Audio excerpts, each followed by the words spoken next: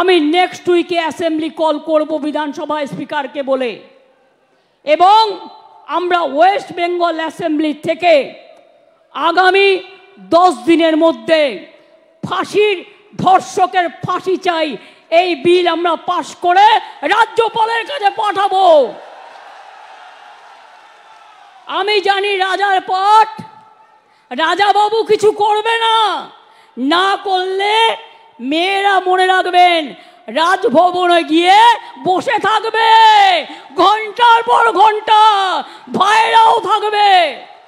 এ বিল সই করতে হবে, রাষ্ট্রপতির কাছে পাঠিয়ে দিয়ে দায়িত্ব সারলে হবে না।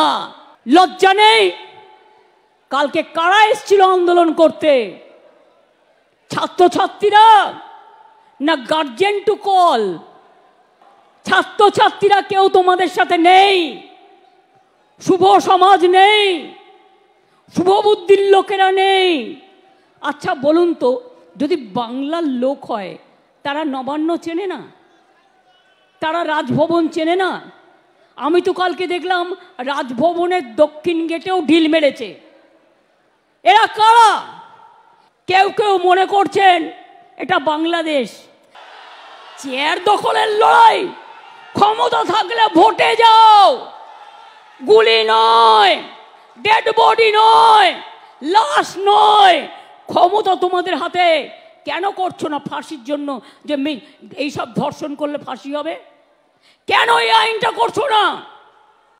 আপনারা আগামী শুক্রবার কলেজের গেটে গেটে ফাঁসির দাবিতে এবং ফাঁসির দাবিতে, আন্দোলনের দাবিতে ছাত্রছাত্রীরা আন্দোলন করবেন। শনিবার দিন সব ব্লকে ব্লকে মিছিল হবে, মানে 31শে আগস্ট সব ব্লকে ব্লকে মিছিল হবে, ধর্ণা হবে, মিছিল করে ধর্ণা হবে। শনিবার হাফ ছুটি, তাই বেলা 2টো থেকে 6টা পর্যন্ত ধর্ণা হবে, মিছিল হবে সব ব্লকে। আর 1 তারিখে আমি চন্দ্রিমাকে বলবো, ছাত্রীদেরও বলবো, মেয়েরা ব্লকে ব্লকে ধর্ণা আন্দোলন করবেন ফাঁসির দাবিতে, এবং আইন বদলাতে হবে। আমরা চাই মেয়েদের সুরক্ষিত করবার আইন। দেখুন, এটা যদি হয়, আমি আপনাদের বলছি সব থেমে যাবে। আর যারা ধর্ষণ করে তাদের ছাড়তে দয়া করে অনুরোধ কেউ করবেন না। এক্ষেত্রে সেন্ট্রাল গভর্নমেন্টের আইনই থাক, আর যার আইন থাকে থাকুক। আইন যদি বেআইন হয় তাহলে আইনে রূপান্তর করবে মানুষেরা, এটা আমি বিশ্বাস করি।